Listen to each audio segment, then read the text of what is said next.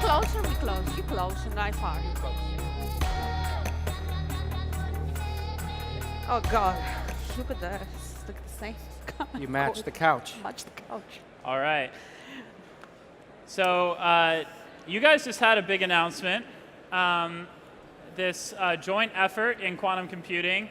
I'm really curious how a leading research university and AT&T paired up on this one. It's definitely cool to see. I feel like that doesn't happen every day. So if you guys don't mind, maybe just sort of telling everyone how you got involved with that project and a little bit about what the partnership is doing. Sure. I'll start, Alex. I was reading a physics book for recreation, as I often do. I was reading a physics book, and there were two principles in there: quantum entanglement and superposition.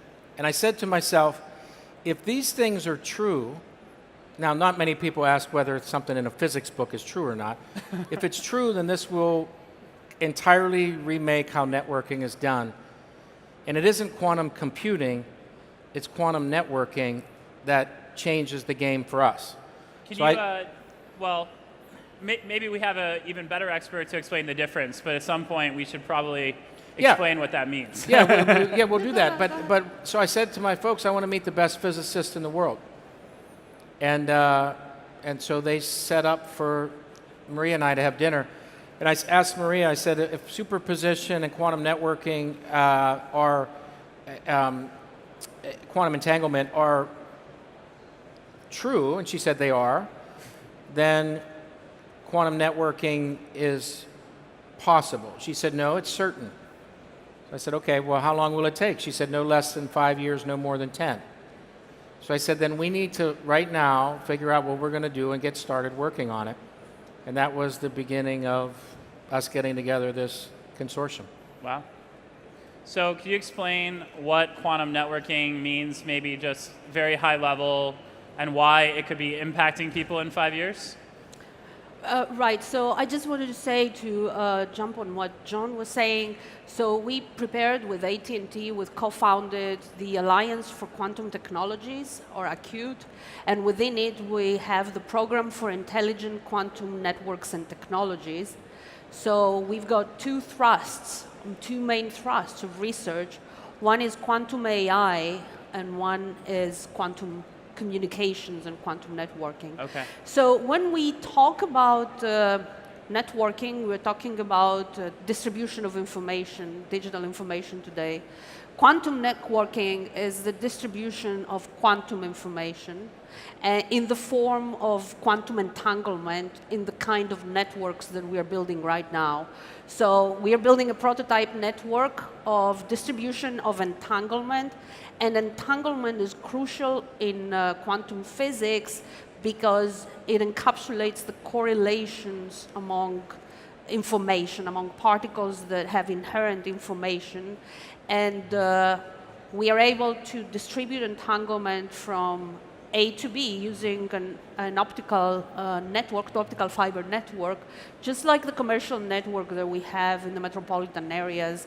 And in fact, we're using AT&T's fiber network in the lab in order to reproduce this prototype of quantum entanglement distribution, which is a quantum network. But of course, in terms of quantum communications, already we have what we call quantum key distribution, QKDs, and this is servers that produce maximally random numbers for encryption, for key distribution for encryption. This is part of the quantum communications effort that already has started and has been used in the past years among financial companies around the world. And the question is how do we go from where we are now in terms of networking and internet to fully quantum networks and fully quantum internet that is operating at the same time with the normal internet that we have, with the digital internet that we have. Cool. So, John, do you mind maybe explaining to us, from your perspective, what does it mean for the average consumer when we have that fully established quantum network? What it means is if I want to take a mobile call with you, I don't need a phone. If we're quantumly entangled, I can just think it and we can have a conversation. And that's when I said, oh my goodness, this is unbelievable. And then you have to just think about the practical capabilities of how would you do it so I can't interrupt you. And so Maria always says you're getting too far ahead of yourself when you do this because you can't mix the quantum with the biological yet. Well, we're going to work through that. But conceivably, when you're quantumly entangled, you and I, we have a channel that will always be available for us to send data back and forth at super high speeds, transformatively in a way that doesn't really fit the profile of cell towers and cell phones and those sorts of things. It just changes the entire landscape. Is that fair? A little out there, but fair in terms of vision.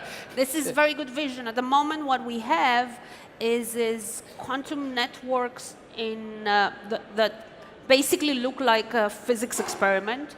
So you've got lasers, you've got optics, you've got filters, you try to have very good fidelity of the data transfer, and you try to make sure that you have a very successful quantum operation. So you need to do the validation of all your measurements in order to have the entanglement distribution. That is, nonetheless, that is extremely important, and in terms of encryption and in terms of key distribution, it has become already demonstrated, and we're going to demonstrate it with higher fidelity within the InQNet program with AT&T and our partners that are joining this Alliance for Quantum Technologies. So is this type of alliance unusual for the industry? I mean, was it hard to put together, or were people so excited that this came together pretty fast? I think that there's a little magic in redefining ourselves the way we used to be 40 years ago in the role of academia and a large corporation. And it's not only its responsibilities, but how you get together and make new science together. And it wasn't really obvious because neither of us had a template to work together in this way. We had to say, in order to align our philosophies, we had to say that this is a consortium and everything that gets built becomes the property of mankind. That's not really easy to get through your intellectual property attorneys. and the flip side of, how do you make investment? And I got to say that there was magic the other way too, because it wasn't just AT&T and Caltech. What Maria is a natural force of nature that attracts people. And so you say, well, we need to get the devices and the networking and the optics. And then she would just bring all these people around. And so, yeah, we're going to fund some things, but there's going to be some public funding. There's going to be research done in universities throughout the world, and we're going to all collaborate, and we're going to further the field. And then we as a company have to figure out how to make that transformative for our business, but it isn't built into the business model. The business model is built to be open and to further the field. Yeah, let me say one thing about that. So it is truly a very interesting triangle to put together the government with the public funding, the academic and research institutions and the labs and industry together in a very harmonious way. But in the community of quantum, without this, the progress is going to be delayed. So this is why we call this program an accelerator for quantum technologies. It is very, very difficult for industry alone to get the know-how fast from the single PI labs into industry and have early adoptions and commissioning. And it is very difficult for the government alone to have the kind of incentive and motivation to get into this arena by funding it all publicly. And it is extremely difficult for universities all alone to do it.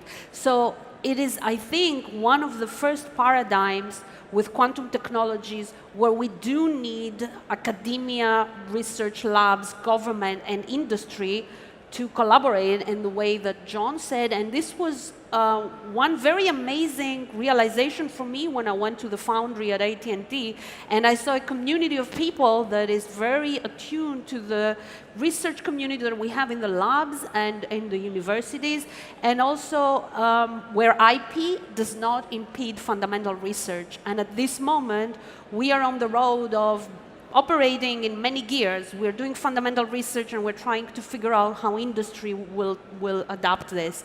And so this has been a very interesting year for me and for the colleagues at AT&T on how to get this going, and also for the Department of Energy and the labs that are very much excited about this prospect of doing the triangulation and bringing all the stakeholders holding hands in doing the fundamental research. So how does the evolution from 4G to 5G impact this sort of effort? Well, again, I'll be a little further out there than Maria, the scientist. The 4G network is fast and it's near real time. And so for most people, most of us who are on LTE networks, we find it extraordinary. And if we go back in network speed and performance to 3G, because you happen to be somewhere that has 3G, you know it, you feel the whiplash. I have to use 3G at a Yankee Stadium back in New York because it's the only way to sneak on when 50 other thousand people are right there. So we call that wireless whiplash. And so when you've experienced 4G and you snap back, now when you go to 5G, we're going to move to real time. And so now we're operating at the speed of light. And quantum, I think, is really taking us to more of the speed of thought. And the possibilities open up, I think, dramatically as you start to think about how much information can move and the context with which you can begin to do things. So things today that seem like computational nightmares, like virtual reality, become trivial network solutions. And so just from a volumetric perspective and a contextual perspective, these next two things, 5G going real time, speed of light, and then speed of thought, those are going to be, I think, really impressive environments for people to go create in. And just to say the corollary of that is that it's a very interesting observation to note that we will have a fundamental physics powered new way of doing network and computing, which came already from physics, but now we are developing this is a looper where we go back to fundamental physics in order to boost how we do everything on the technology side, from computing, networking, and pattern recognition. For example, AI, we can boost it with quantum AI, which is a very interesting observation. Physics is coming in a loop, fundamental physics is coming in a loop to boost technology. And this is the sort of a little paradoxical that we have the applied fundamental area. We used to separate those two, and now with quantum, it's coming all together. So I can't fully wrap my head around what the implications would be from a business standpoint for your entire industry.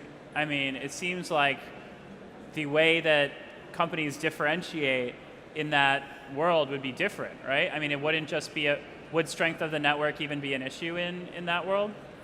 Well, that's the reason that we are so committed to understand and shape this, because everything that we think about in our industry is no longer valid. Where the assets are, how they work, how applications get built, how we interact, all of those things which have been consistent for 142 years are now gone. And so with that comes an opportunity, I think, to reshape it in a way that's constructive, kind of consistent. And so there is this dimension of a threat, and there's this other dimension that's equally nerve-wracking, which is the infinite possibilities, because when you sit and have the questions you have, which are very much the questions I had in the early days, and you start to spend a little time, Maria was trying to, I think, convince me that this was a worthy project that could be accomplished. She invited me to her first conference, and it's staggering to think about 7 Nobel Prize winners in one room working on your problem. So that's an extraordinary thing in and of itself. Whether you just sit around and say this could be game-changing against us or for us, it sets a backdrop of needing to be involved. Yeah. Right. So to jump on this is the reaching the limitations, right? Be on the frontier of what is possible.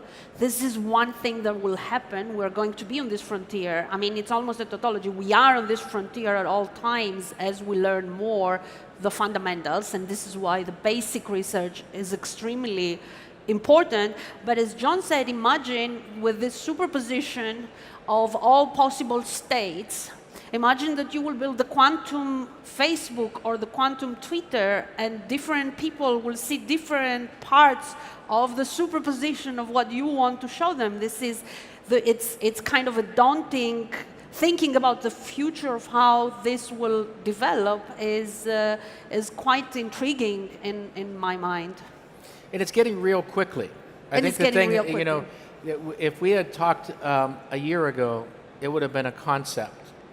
But we're now in the early stages of doing things that produce outcomes.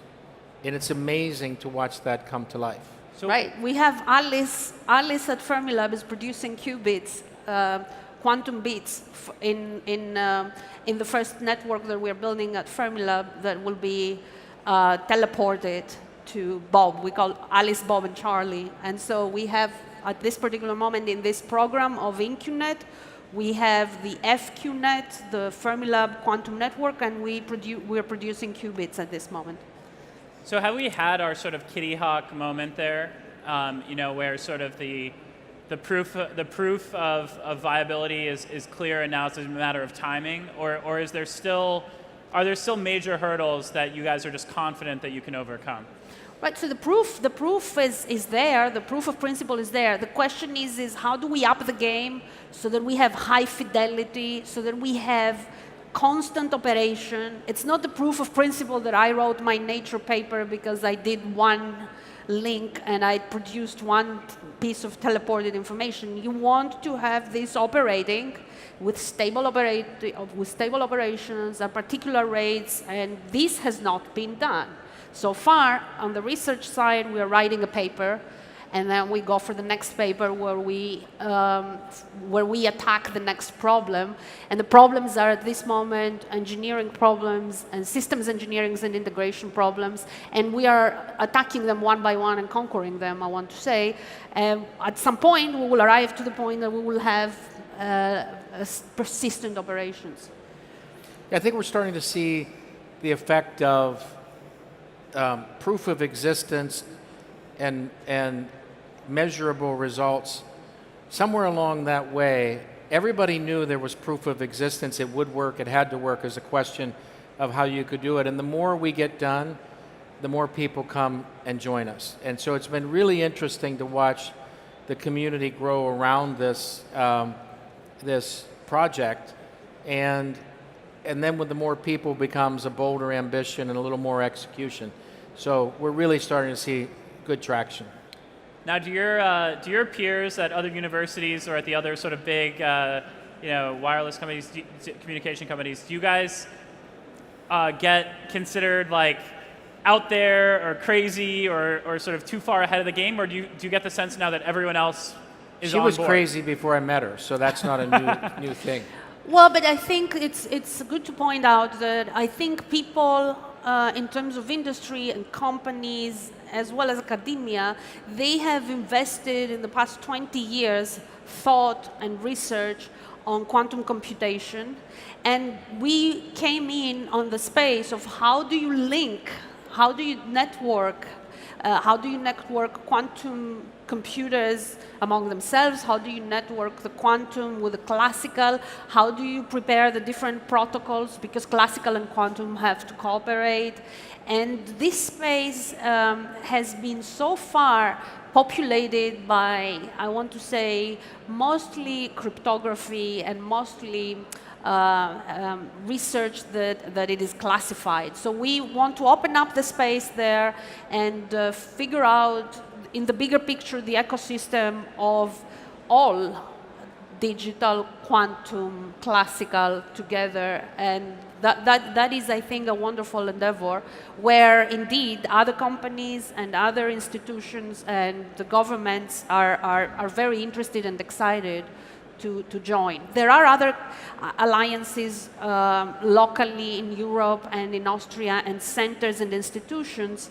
What we are trying to do, together also with the government and with NIST and with the Acute consortium that we built, is to actually implement this difficult triangle of government, industry, and academia on par, with everybody on par, participating as true equal stakeholders, not just I get a present from a company and I go and spend it on research, but actually doing the work in collaboration, holding hands.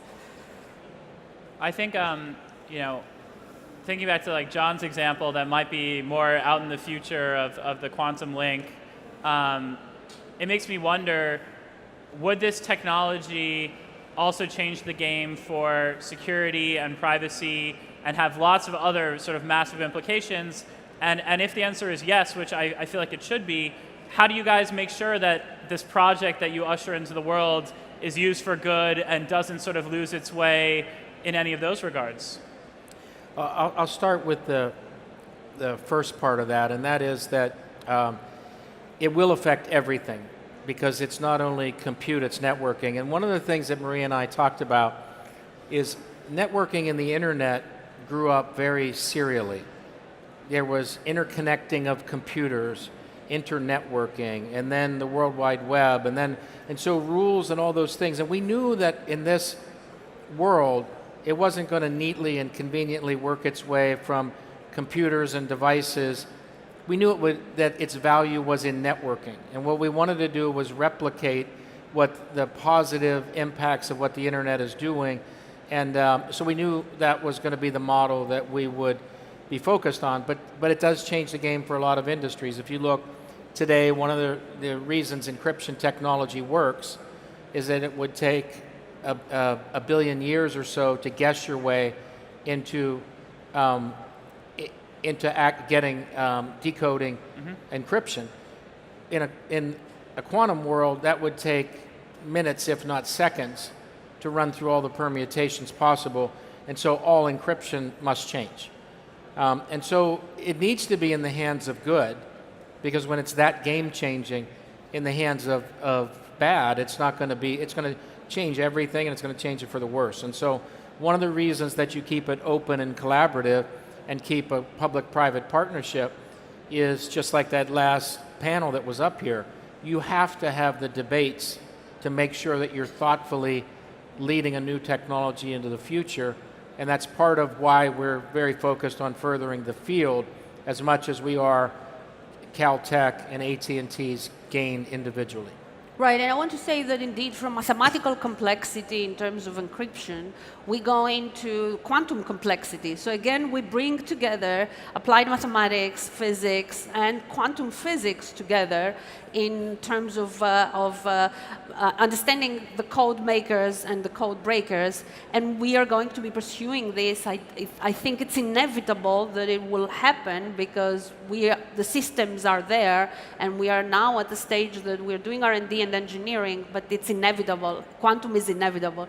And just to make one little point, the transistors that we base our normal computing also depend on quantum physics, But the new age of quantum, the points to stress is what John started with. It's entanglement and the superposition that we now are able to exert quantum control on this part of quantum physics that was not necessary when we invented the transistor and we built all the integrated circuits in our implementation of computing and networking so far. Well, it's amazing stuff. As I'm curious, as you guys advance, how should everyone in the audience keep up with breakthroughs or advances that you guys will have in the months to come? Right, so we have incunet.caltech.edu, we have web pages, we have a consortium and an alliance, we have PR, and we are, of course, incunet.com and acute.com. We have all these sites, and we are building the organization right now. There is many people at the Palo Alto Foundry that including the director of the Palo Alto Foundry and the people on Incunet there. We had a symposium, so it's easy on the internet to find information. And when we have the quantum internet, we're going to put that information there as well. Yeah. Awesome. I think for the professionals, the answer is get involved, because we'll be publishing a lot. Things will be wide open. For the amateur, I think you should view this the same way you did AI 3 to 4 years ago. It's best to start to stay in touch with it so you don't wake up one day with, how did I miss that? And so I think there's work for both, and I think our job is to take something that's extremely complex and this impactful and make sure that we can allow people to come along the way and understand its implications on their industry, their function, their skills even as an individual of how you move it. And so I think there's work for both professionals and amateurs. Right, and we publish our papers on the website. We're going to supercomputing next week in Denver, and we're going to have a full series of talks, detailed talks, research talks on quantum testbeds, on the networks, on quantum artificial intelligence, and the work we have done there. It was just published by Nature. Cool. So, both. Sounds like a lot. Well, it's totally wild stuff. We're out of time. Thank you so much, both of you. Thanks, Alex. Thank you. Thanks, Alex. I think we go this way. They want us to go that way? That way or